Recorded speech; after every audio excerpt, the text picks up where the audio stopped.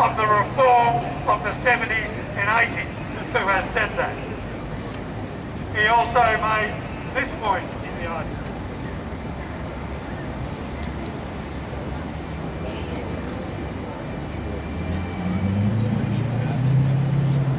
Two of the objections that are raised to the Mikey legislation are that it restricts the power of courts to grant bail to Mikeys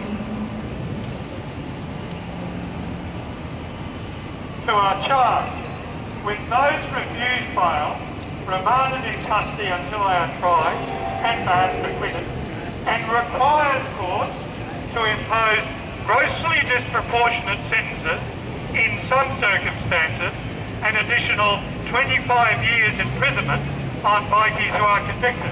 Now I read Fitzgerald on that point because those of us who want to say, well, you'd expect the Civil Liberties Council to exaggerate about 25 years. You'd expect O'Gorman to exaggerate. This is Fitzgerald who is saying this. This is the person who exposed the political maladministration, the political corruption, the police verbally of the 70s and 80s, the police fabrication of evidence in the 70s and 80s.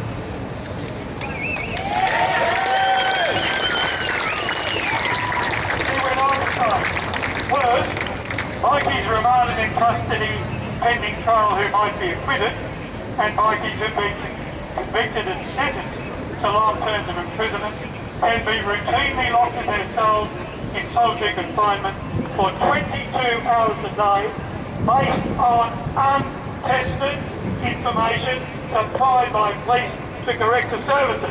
And that's what happened. And again, this is Fitzgerald saying this.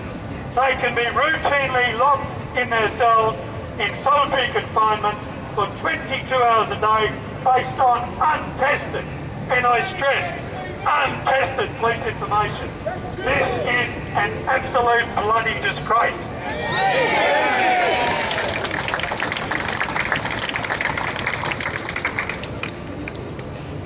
I've been asked to finish, so I will finish with the closing words of Fitzgerald's article. It's been difficult in many ways.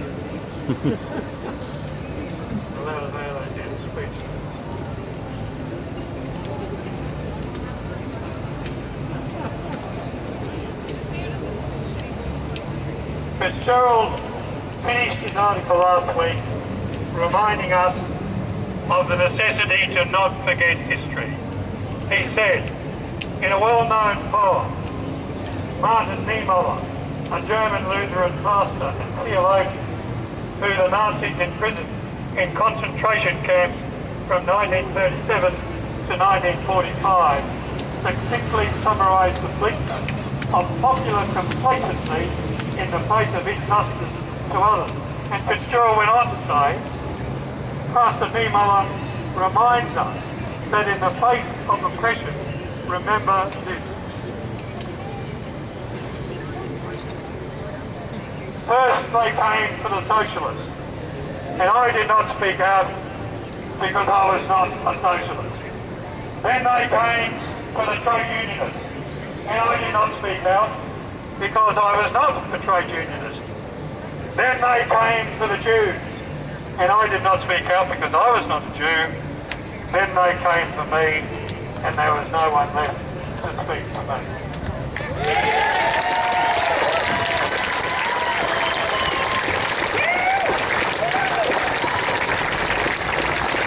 Premier Newman and Attorney General May, we are sick of your extremism.